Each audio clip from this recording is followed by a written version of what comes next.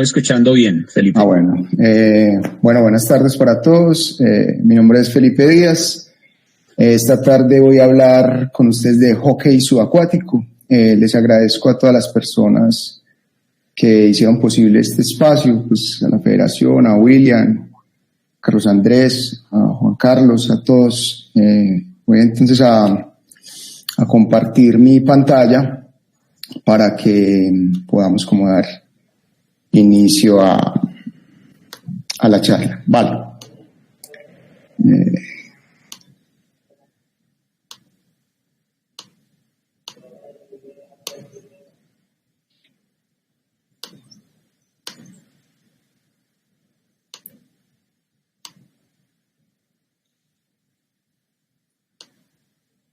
¿Me confirman si se ve la pantalla? Sí, Felipe, estamos viendo tu presentación, gracias. Vale, muy amables. Bueno, hoy entonces, como les decía, vamos a hacer una introducción al hockey subacuático y a los principios básicos, y voy a hablar de los procesos de selección Colombia, dado que soy entrenador de la categoría élite femenina desde el año 2010.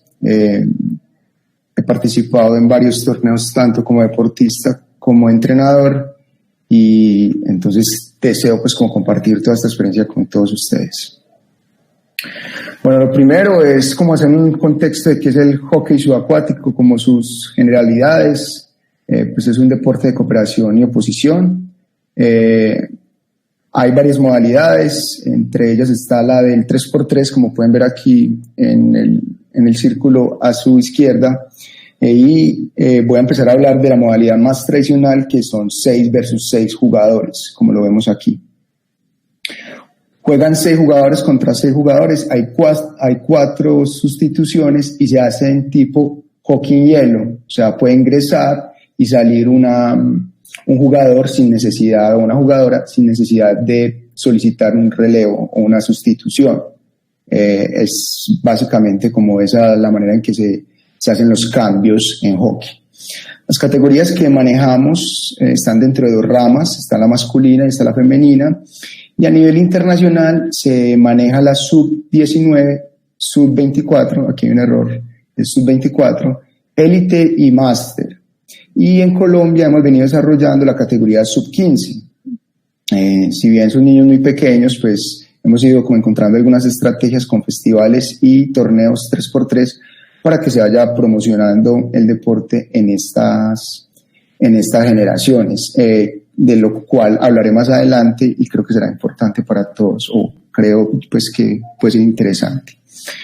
Se juegan 2 tiempos de 15 minutos, cada equipo tiene un tiempo fuera por cada mitad, lo que nos permite en esos tiempos fueras es, digamos, hacer ajustes en alguna táctica o algo. El equipo o cada jugador está equipado pues con el equipo básico de buceo, un guante y un stick.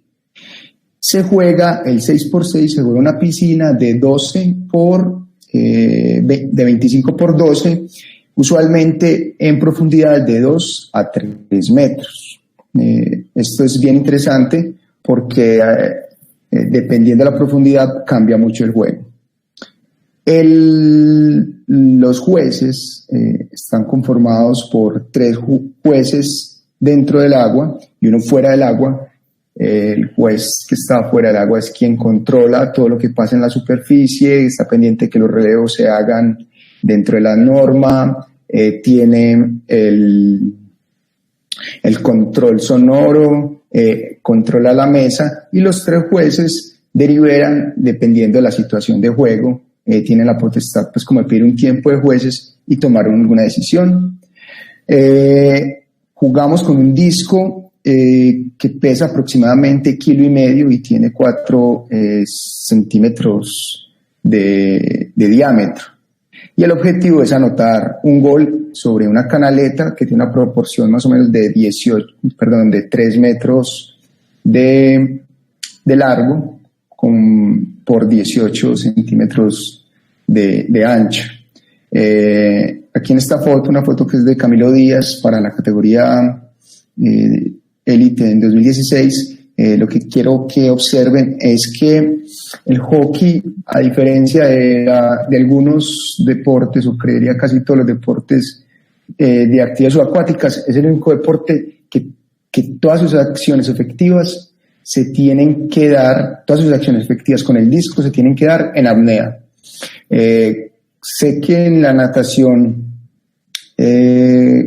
con aletas pues van con snorkel, o inclusive hay unas competencias que se pueden hacer con tanque, o en rugby tú puedes salir a la superficie con el balón. En hockey, por las mismas condiciones, no se puede sacar el disco, pues el disco siempre está sobre el suelo, se desliza de un lado al otro hasta llegar a la zona de anotación. Y dado a esta circunstancia que no se puede llevar el disco a la superficie, el cuerpo usualmente, la posición básica es esta que vemos aquí con el jugador del centro, que se llama posición de cobra, y es el cuerpo totalmente horizontal con la pelvis apoyada en el suelo. Aquí pues porque está leteando no se está apoyando, pero debe estar apoyada en el suelo. Dependiendo de la mano con la que se juega, casi siempre los jugadores de hockey son diestros o ambidiestros, pues se lleva el disco con ella. Muy bien. Voy a poner un video, me confirman si se escucha. Si no se escucha, por favor alguien me avisa.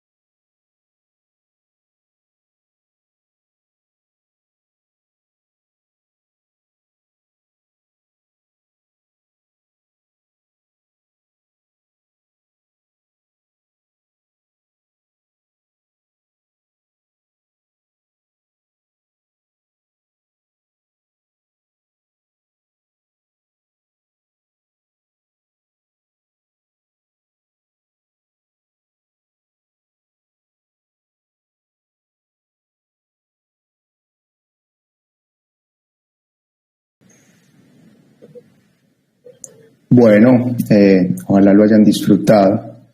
No sé si notaron que en las banderas aparece la bandera de Venezuela y no la de Colombia. No sé si actualmente, y si hay alguien de Venezuela me puede confirmar, en Venezuela haya hockey subacuático, hasta donde sí no tengo registrado ningún club o jugadores de allá. Quiero partir de acá porque dentro de más o menos hace desde 2002 hacia acá, dado a que siempre estábamos como en unas condiciones de no reconocimiento de Colombia, en los mundiales nos escribían el nombre de otra manera, hubo una generación, o hay una generación creo yo, que se preocupó por el deporte y ha hecho unos cambios bastante interesantes, lo cual ha hecho que nuestro deporte y el país y la federación pues esté como en una posición bien privilegiada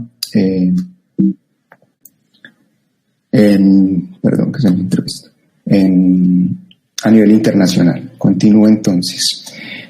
Algunos términos de hockey. Pues como decía, la cancha mide Sí. La cancha mide 12 por 25. Se diferencia como entre una zona central y las paredes. También se diferencia entre adelante y atrás, y se desarrolla básicamente en defender y atacar. El objetivo es anotar el mayor número de goles. Todo el mundo intenta siempre defender, por eso podemos ver este último gráfico en la parte de abajo, defender siempre hacia los muros y anotar hacia el centro, porque se pretende o se busca utilizar el mayor número de área de la canaleta. Si vemos en la imagen de la fotografía, esta fue del Mundial Juvenil de 2019 en Sheffield, en la parte de la superficie entonces podemos observar que tenemos los 3 referees con la mano levantada, el cuarto referee con la mano levantada. Aquí se va a iniciar el juego, y estos 2 cajones que ven ahí es donde los equipos están dentro del agua para poder observar el partido. El cajón de la mitad es donde están los entrenadores para poder observar el partido y tener una comunicación directa con los equipos. Sobre la plataforma o deck que hay a su mano derecha, se sientan los expulsados o cuando pues han cometido alguna falta. Estos gráficos que tengo acá los pueden visitar en el primer manual que yo conocí pues como de hockey subacuático, que lo construyó un argentino que se llama Marcelo Luis Mochetti. Creo que si alguien tiene como un interés en indagar en principios mucho más profundos, es un buen manual para iniciar como en su proceso de formación como entrenador. Entonces ahí dejo el link para que puedan ir allá. Los esquemas o formaciones varían según los países, las culturas, el tipo de piscina, si es más profunda, si es más panda. Básicamente en Colombia nosotros los leemos de atrás hacia adelante, o sea, desde la parte defensiva hacia los delanteros.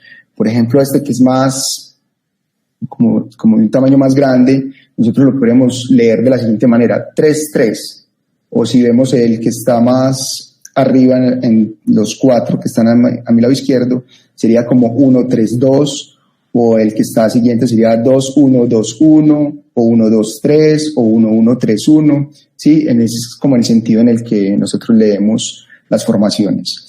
La frecuencia o timing es bien interesante en el hockey. Siempre hay que tener como referenciado el jugador y tener la distancia en la cual tú tienes la posibilidad de bajar a la posición de cobra, como se ve ahí.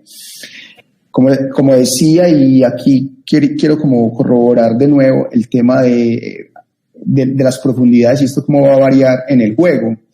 Si ven en el gráfico de arriba, a su mano derecha, en la zona roja, nosotros la llamamos la zona de circulación, y es una zona donde hay muchas burbujas, es una zona que usualmente es para circular.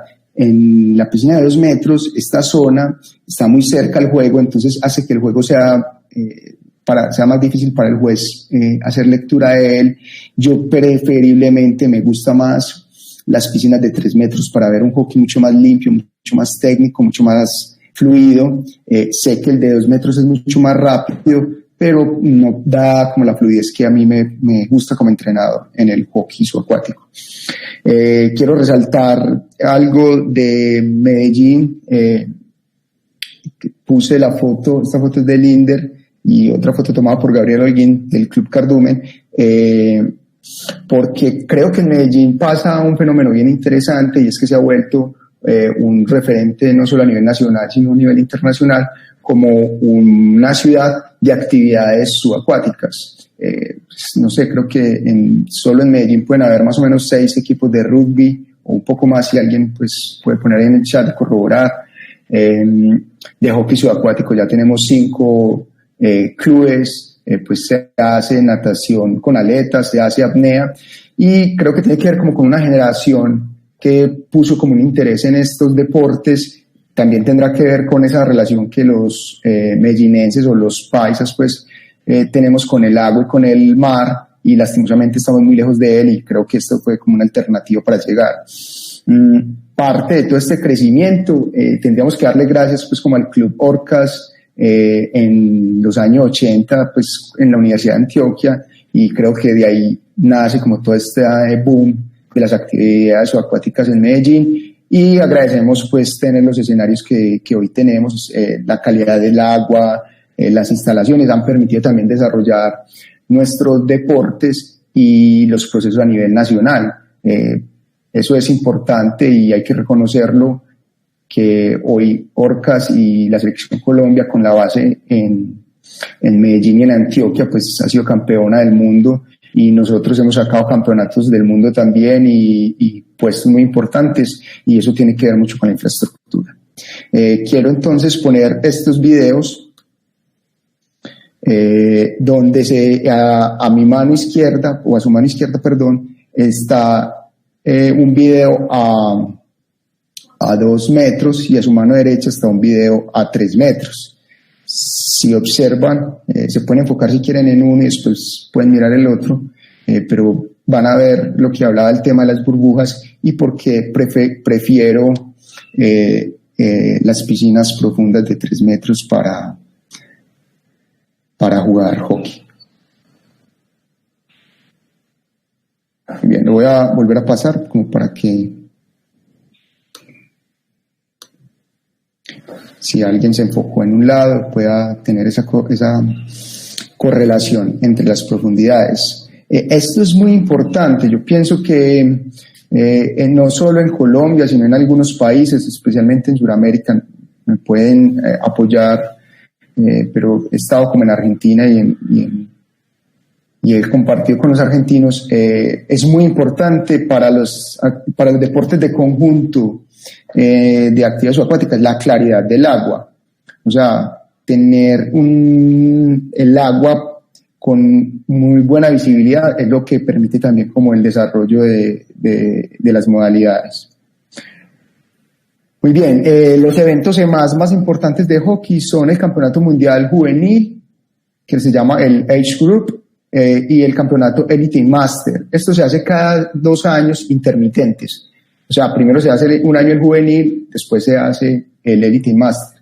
Por ejemplo, el año pasado, en 2019, fue el juvenil en Sheffield, Inglaterra. Este año, pues obviamente por las condiciones en las que estamos, se movió, pero era en Australia el Elite Master. Aquí tenemos 3 torneos nacionales interclubes por año, por categoría, en los Juegos FEDECAS, y hay torneos internacionales que se juegan con invitación.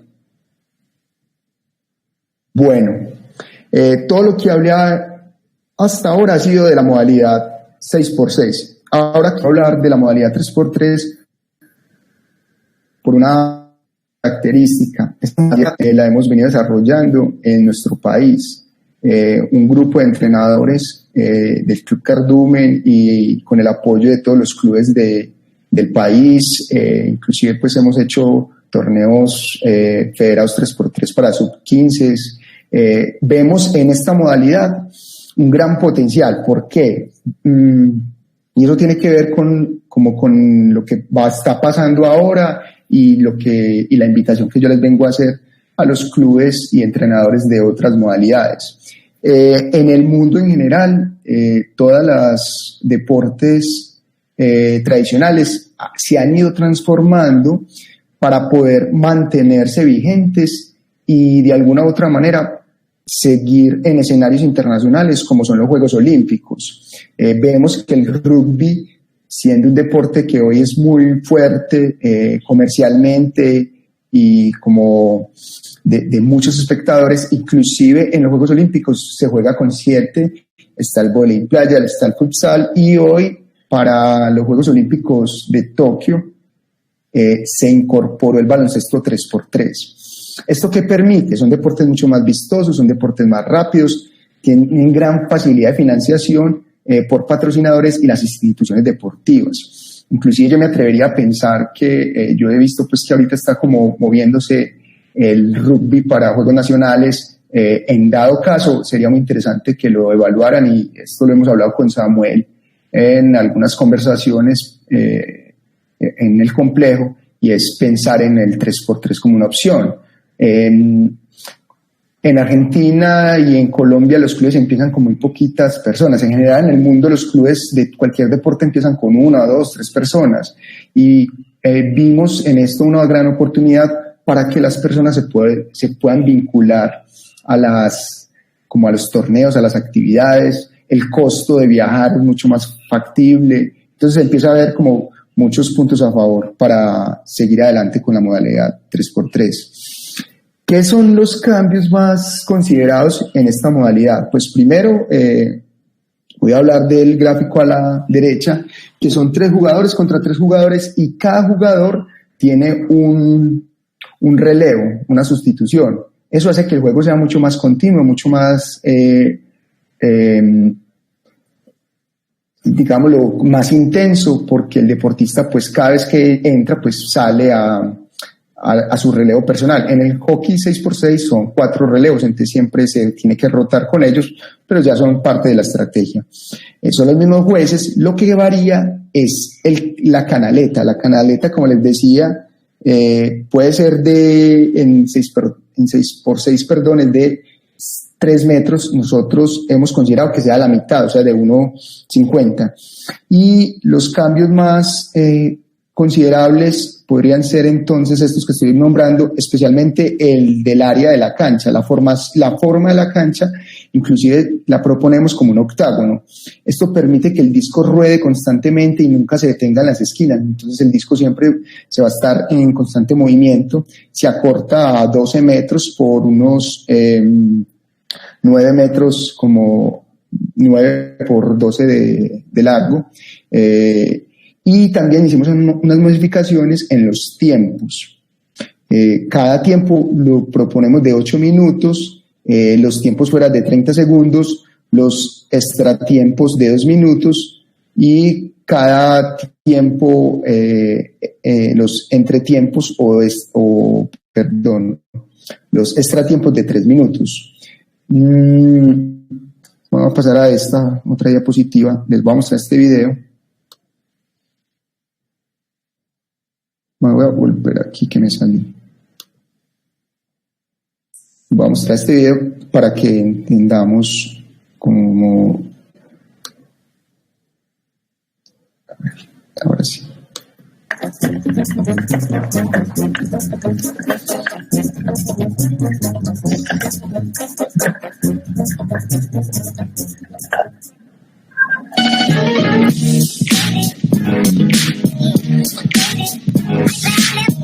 Inclusive, como pueden ver al fondo, hay personas que hay público, hay personas que están viendo el juego, es mucho más vistoso, se pueden poner cámaras en todas las esquinas, es mucho más fácil de entender.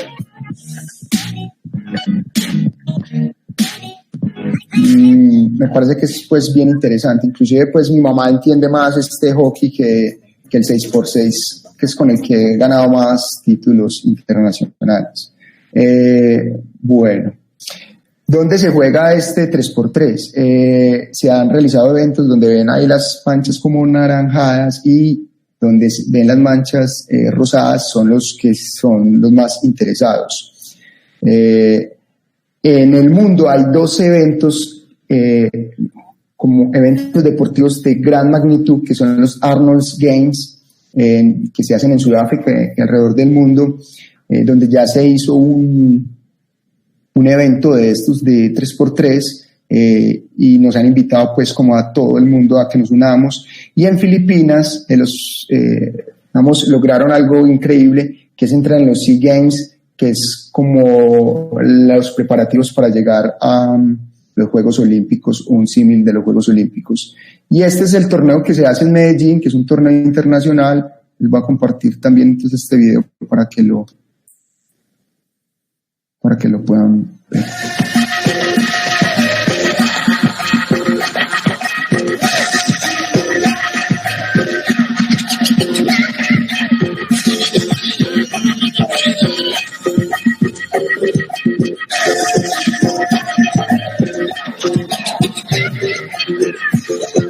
Hay algo muy interesante y es que es un torneo pues que ha ido ganando como mucha afición internacional también. y tiene que ver como con esa mezcla que se ha logrado como de vincular fotógrafos, se hacen en todas las categorías.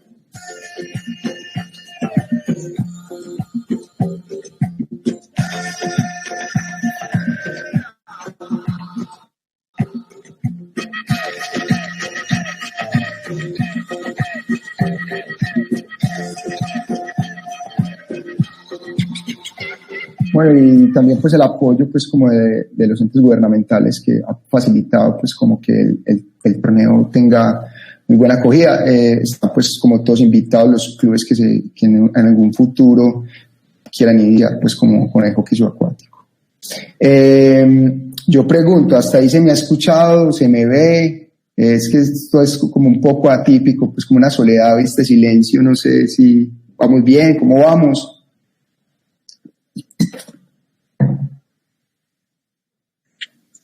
Muy bien por ahora, Felipe. Sí, ok, listo. Gracias por no dejarme en solo y seguir aquí escuchando un poco de esto. Bueno, sigo entonces. Selecciones Colombia.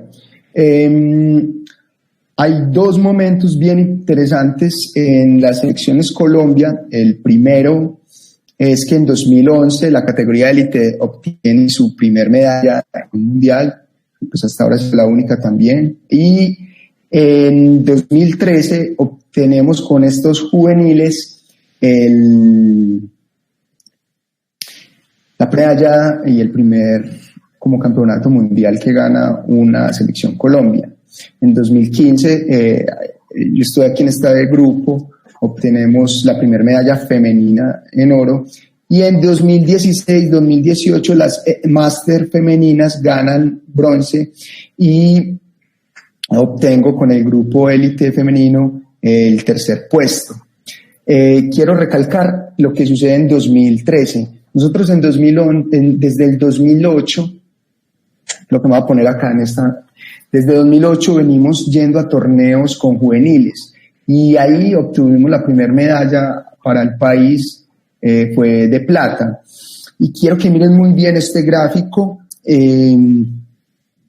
de abajo, donde el 57% ha sido torneo de la medallería nacional ha sido ganada por mujeres y el 43% por hombres, cada uno con una medalla, y tenemos 6 de plata y no tenemos plata en los hombres, y tenemos 4 de bronces y 7 de bronce. Ese dato, cuando yo lo hice, me arrojó muchos, como una lectura muy interesante de los procesos, y me di cuenta que habíamos perdido 6 finales, o sea, que habíamos llegado a 6 finales y las hemos perdido.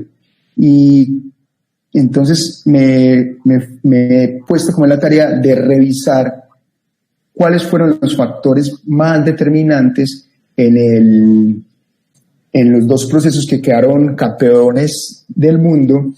Y curiosamente, pues en el primero, que es el de los chicos sub-19, logré en compañía del otro entrenador, Andrés Felipe García, darnos cuenta que lo más fundamental era la parte mental, y de lo cual quisiera hablarles, y les voy a hablar realmente más adelante. Sigo entonces. Quiero poner esta frase, la tomé de un libro que se llama El Club de las 5 AM, y la quise traer a esta charla porque todo lo que les he contado, el desarrollo del 3x3, los campeonatos mundiales que se han ganado, las medallas, yo creo que eso no es gracias como a un solo elemento, llamémoslo hoy, que estoy yo representando al hockey subacuático.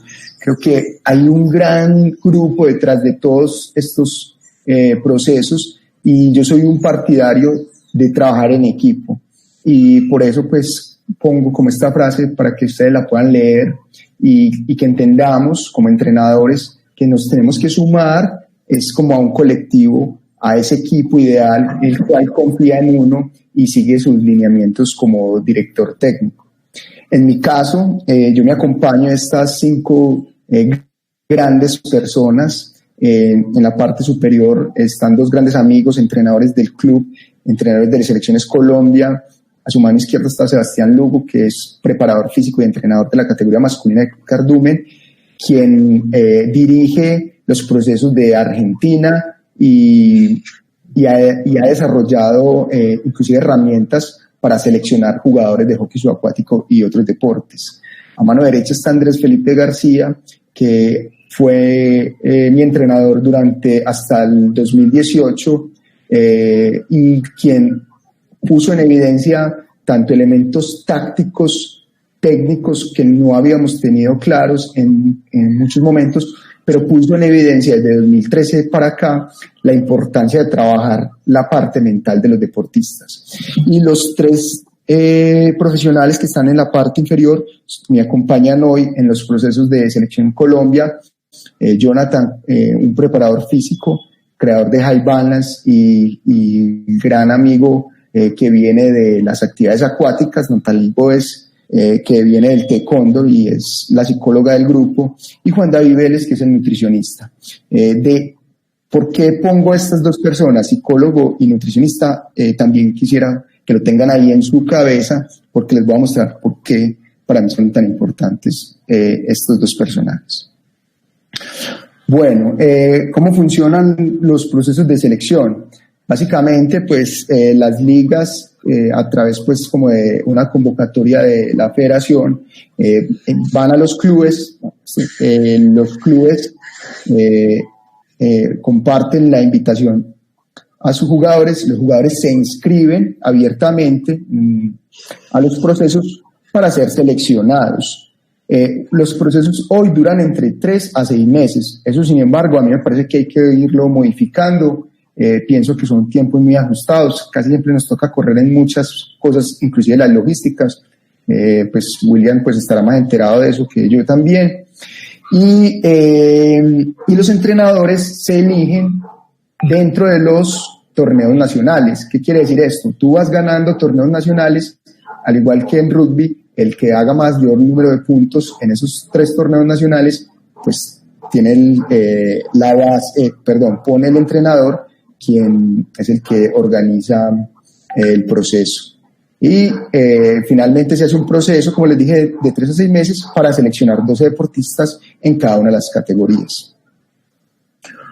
Bueno, yo antes de seguir adelante con esto, quiero hacer esta invitación para que hablemos de los procesos formativos.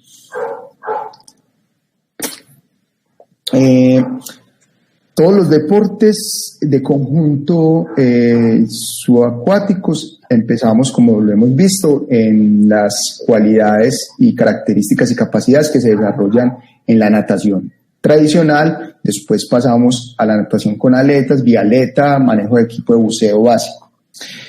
En mi consideración, casi que uno hace eso, aprende a nadar, aprende a manejar el equipo de buceo, aprende pues como a manejar las aletas, juega rugby y juega hockey. El hockey tiene unas diferencias muy fuertes, y es que tenés que tener un stick, un palo de madera, una pastilla. Las personas no están tan familiarizadas con estos elementos. En cambio, con el balón, sí, porque algunos han jugado con una pelota alguna vez en su vida, en fin. Yo que considero, y creo que por eso les mostré el 3x3 para que se animen, creo que nuestros deportistas deberían ser más holísticos, tener la capacidad de conocer todas las modalidades y permitirnos entre modalidades intercambiar deportistas. Inclusive jugadores de hockey podrían ir a ser seleccionados de rugby, si desde las primeras etapas se forman con conceptos y se pueden ir yendo como a torneos inclusive. Estos son fotos del Club Cardumen. Nosotros hemos sido como muy enfáticos en esto y en darle la posibilidad como a los niños de que conozcan todo el panorama de las actividades subacuáticas, para que ellos se vayan como en un futuro muy cercano, como no solo decidiendo por una modalidad, sino poder participar de todas las modalidades. Los deportes en conjunto, yo no sé y de pronto si hay algún entrenador de natación con aletas me podría responder esta pregunta. ¿A qué edad consideran ustedes que un deportista de natación con aletas empieza a descender su curva de altos logros o de nivel. ¿A qué edad creen ustedes? Qué pena la pregunta. ¿Alguien me podría dar esta respuesta? No sé si Juan Carlos. Pues bueno, desde mi punto de vista es después de pasados los 35, 36 años. Tenemos, este deporte es longevo. Aguanta el deportista según su entrenamiento, aguanta unos bastantes años en su vida deportiva, iniciando más o menos entre 7 y 8 años. Ok, ¿y a qué edad más o menos se logran consolidar un deportista, digamos, selección Colombia? Pues, a ver, a diferencia de los deportes de conjunto, los deportistas de natación con aletas tienen que hacer unas marcas y creo que las condiciones para lograr ello mucho más complejas, pues llega un punto donde si tú no lo has logrado en determinado tiempo, me imagino que la velocidad se va perdiendo. No sé si me puedes decir más o menos si estoy en lo correcto o qué consideras tú. Sí, no, lo que tú dices es correcto. Igual dentro de la madurez del deportista, se supone que empieza sus logros deportivos importantes entre los 16, 17, 18 años, y entre los 23, 24, 25 puede empezar a ya llegar a sus topes de más alto rendimiento, pudiéndose mantener en el tiempo. Ok, entonces miren, vean, hay deportistas que están en natación que a los 16 años es posible que su nivel ya no está direccionado o sea muy complejo llegar a esos límites o a ese nivel, para que sea más claro. Esos deportistas, por toda su formación, podrían en cualquier club estar dentro del deporte en conjunto, ¿cierto? O incluso un nadador de natación con aletas, si practica paralelo en algunos tiempos, obviamente, encontrando cuáles podrían ser, practica hockey, practica rugby, además que se le puede apoyar su proceso.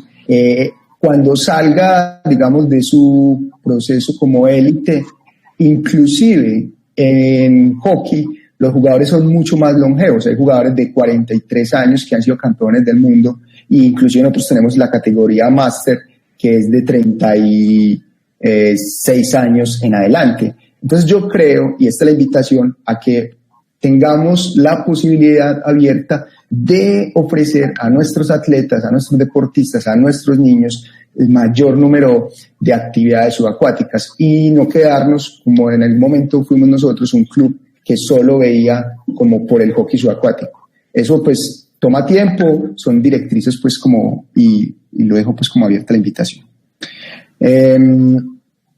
Dentro de los procesos de selección Colombia, bueno, perdón, qué pena. ¿Cómo vamos? ¿Vamos hasta ahí bien? ¿Les está interesado? ¿Qué dicen? Juan Carlos, ya veo que vos sos el que está ahí acompañando.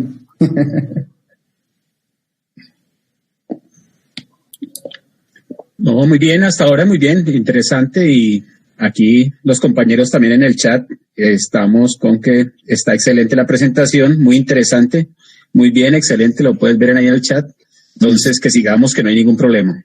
Vale, gracias. Muchas gracias a todos por el ánimo que muestran y el entusiasmo. Ok, cuando voy a tomar un proceso de selección Colombia, lo primero que tengo que evaluar, ahora me voy a enfocar como a los procesos de selección Colombia.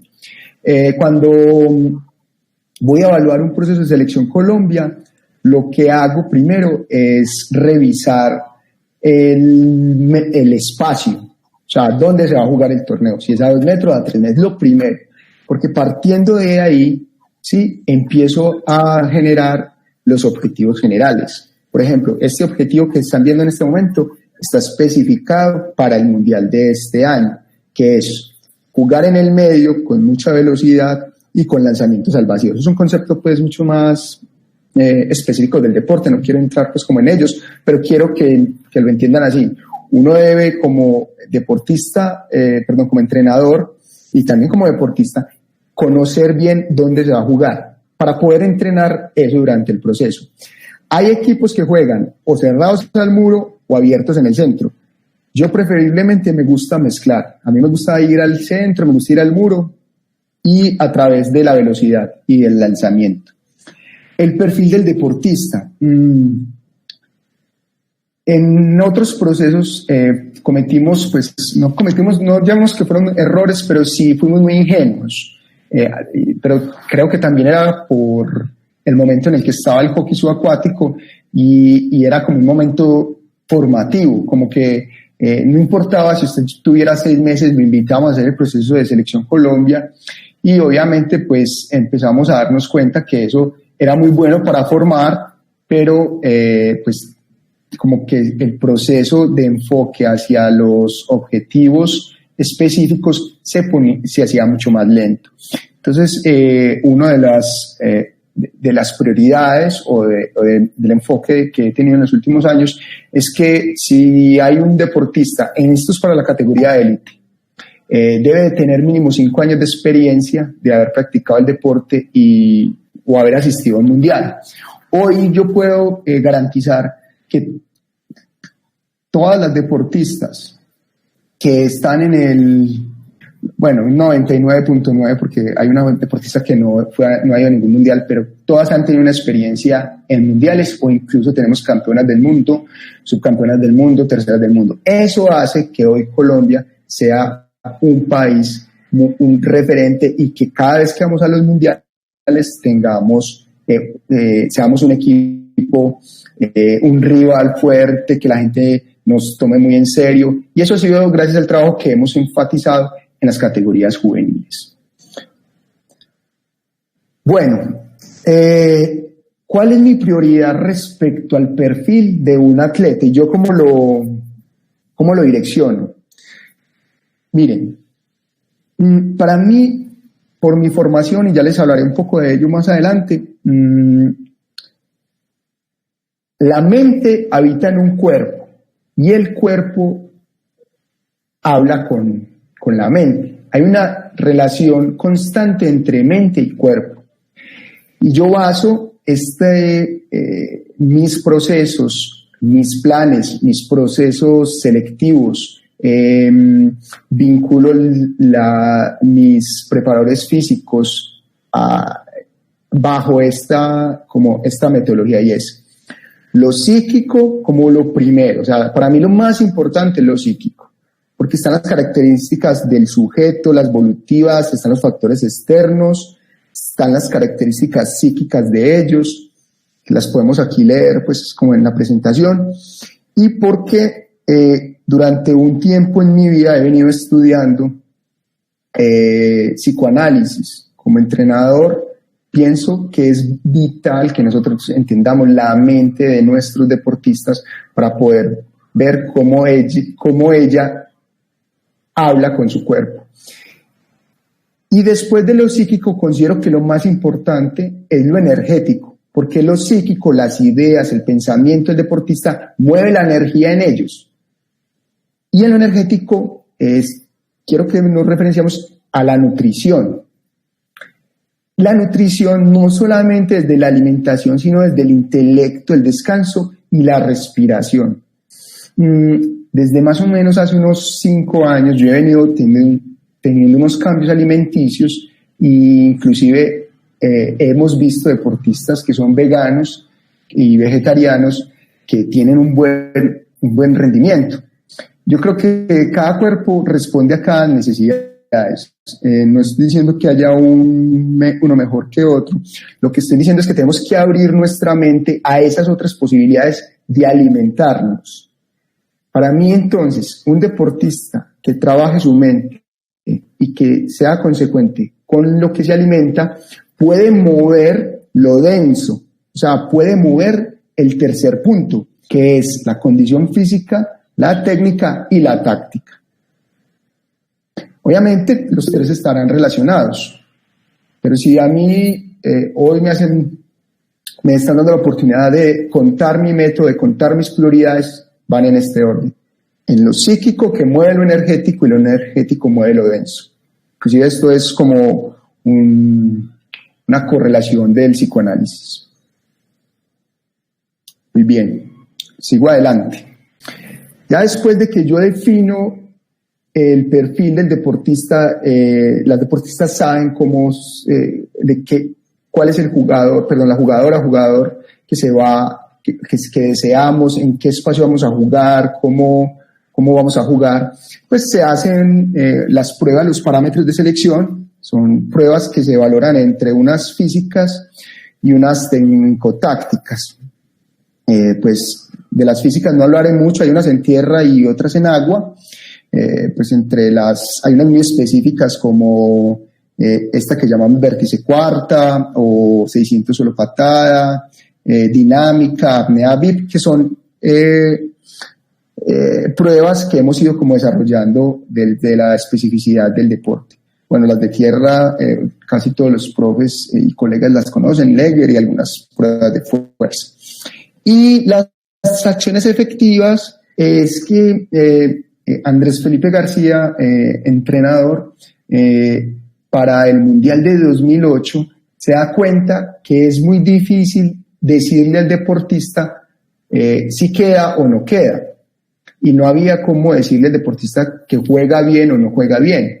Y en 2006, por ejemplo, tuvimos deportistas de natación con aletas, que eso está muy bien, pero sin formación táctica ni técnica. Entonces se veía que era muy bueno con la velocidad, pero cada vez que cogía el disco, pues se veía cierta torpeza y el jugador estaba en Selección Colombia. Entonces también a raíz de eso dijimos, no, ojo, está muy bien que un deportista sea holístico, que pueda entrar a otros deportes, pero debe de llegar con unas condiciones, pues porque estamos hablando de las Selecciones Colombia. Entonces, en unas conversaciones empezamos a darnos cuenta de las acciones efectivas y se desarrolla pues como unos mecanismos para poderlas evaluar, los cuales los vamos a ver más adelante. Y también evalúo pues la parte evolutiva, lo cual lo hago como en compañía de la psicóloga y con ciertos elementos que he ido como desarrollando en este proceso como entrenador. Si observan, como entrenador tengo la decisión más o menos del 12% de si un jugador está o no está dentro de mi equipo. Eso a veces es muy contradictorio. ¿Por qué? Porque yo creo que si un jugador, lo primero que tiene que hacer un jugador, o inclusive cualquier deportista, es creer en el plan y creer en su entrenador. Tener respeto por ese plan, por ese entrenador y seguirlo. Porque vemos que en el transcurso se va perdiendo ello y el deportista empieza, no porque no tengamos que tener una comunicación, la comunicación es muy importante, constantemente comunicarnos con ellos, pero de alguna otra manera tiene que haber unos direccionamientos que el deportista debe de aprender a nutrirse de ellos para que los logros sean claros. Si eso no se logra como encajar, pues finalmente siempre van a haber situaciones muy complejas de resolver y por eso no se logran los resultados. Pienso que si todos miramos o los que hemos llegado a torneos mundiales o a torneos nacionales, ¿cuándo hemos ganado? Es cuando hay una sinergia como de muchas cosas, entre ellas, por ejemplo, lo psíquico, ¿cierto? La energía que se mueve entre el deportista y uno, las situaciones y obviamente, pues todas las bases del entrenamiento, pues que también se han dado. Bueno, como decía antes, dentro de los parámetros tenemos esta tabla de acciones efectivas que fue construida por Andrés Felipe García, donde se miden acciones efectivas. ¿Qué hacemos? La hacemos o en 3x3 o en 6x6. Ponemos a jugar a los deportistas, cogemos una GoPro y grabamos. Y después uno se sienta a mirar el video. ¿Y qué miramos ahí? Si hizo un pase, si hizo un avance, si hizo una finta, si hizo un gol, si acompañó, si cortó un avance, si sostuvo. Y dependiendo de cada acción, tiene un nivel. Si observan aquí, el nivel 1 son las de mayor nivel y las de nivel 4 son las de menor nivel, ¿cierto? Entonces, por ejemplo, meter un gol tiene un nivel mucho más alto que simplemente bajar a acompañar a la compañera, valga la redundancia. Entonces, claro, esto toma mucho tiempo, pues hay que ver un video, devolver, pero nos empezó a dar estadística, algo que no teníamos en el deporte. Entonces yo en estos 10 años de entrenador voy y vuelvo y miro el proceso y voy y miro, mira, esta en este proceso hizo más puntos o en este, ¿qué le habrá pasado? Entonces ya puedo hablar con mayor efectividad con ella. Lo otro que le empezamos a agregar fue el tiempo efectivo en apnea y cuántas eran el número de intervenciones, como lo vemos aquí donde estoy señalando con el mouse, el número de intervenciones. Y si las intervenciones venían desde los relevos o era desde que se iniciaba el juego. Entonces cada uno de estos colores están referenciados. Si la intervención duró, estos son 8 segundos, inició desde el relevo. Estos son 13 segundos, inició desde una pastilla compartida o una situación. Y eso nos da unos tiempos en apnea y después le podemos sacar el promedio. Es muy importante para nosotros saber cuál es el promedio de un deportista para poder con esos elementos poder generar la táctica. Bueno, después de que uno hace todas las pruebas, tiene estas pruebas, pues como ya lo dijo el primer profe que estuvo en las capacitaciones, pues eso se ve que ha registrado unas tablas, esas tablas se le muestran al deportista, en mi caso ellos firman las tablas y posteriormente entramos a este panóptico test, que fue desarrollado por el profesor Sebastián Lugo. ¿Qué es este panóptico? Lo que hay es como una clasificación de pruebas, que hay unas pruebas que son directas y unas pruebas que son indirectas. Básicamente, las pruebas directas son, entre más cosas haga, más puntos da. Y las indirectas, entre menos cosas haga, más puntos da. Como por ejemplo la velocidad, ¿cierto? Entre más rápido llegue, más puntos le da. Este panóptico está desarrollado, lo han utilizado en deportes como el judo, el voleibol y el hockey subacuático en Colombia y en Argentina. Entonces nosotros aquí le damos el valor a cada prueba, esto me da un 100% del valor. Aquí a mano derecha vemos cómo es más o menos cada una de esas pestañas, esto está en un Excel, aquí están los segundos, me da el promedio, ¿sí? Yo pongo en orden alfabético las deportistas y el panóptico me genera el ranking con todos los datos. Eso es maravilloso, porque entonces así uno le puede mostrar al deportista que no queda, por ejemplo aquí, que la línea corta en 12, pues la diferencia que hay entre el número 12 y el número 13 y la que hay entre los primeros, ¿sí? Eso nos ha dado mucho más claridad y facilidad, porque si bien nosotros cada vez hemos querido ser profesionales en nuestro proceso como entrenadores y nos hemos como esforzado mucho en lograrlo, la mayoría de los recursos de nuestros deportistas son propios, ¿cierto? La federación hace sus esfuerzos para lograr gestionar, sin embargo, pues entendemos que no somos profesionales. Entonces, un deportista que tiene su sueño, que pone su dinero y que le digan que no queda, pues tiene que tener muy claro por qué no quedó y al que queda, por qué sí quedó. Bueno, y ya pues como entrando en mi tema, pues yo me he especializado mucho como en la táctica, y tiene que ver también con mi formación, como en el entendimiento del espacio, y lo que hago usualmente es compartir con las deportistas este tipo de videos, el cual les voy a compartir a ustedes. Estos son aplicaciones donde... Perdón. Son aplicaciones de entrenadores. Lo que hago allí es mover los jugadores según la jugada pues, que tenga como planeada. Como lo ven aquí, pues estamos mostrándole al deportista una jugada que se llama la jugada de la salida, que es cuando salimos los dos equipos y vamos por el disco. Esto se le envía al jugador por medios digitales. Y aquí yo creo que hay una invitación, no solo por la coyuntura en la que estamos, pero yo creo que nosotros como entrenadores tenemos hoy en día que ser muy creativos porque no sé si a todos les ha pasado, les pasa, es muy difícil hoy captar chicos nuevos para hacer deporte, la virtualidad y ha hecho que los deseos y los modos de vida hayan cambiado mucho, y hemos visto cómo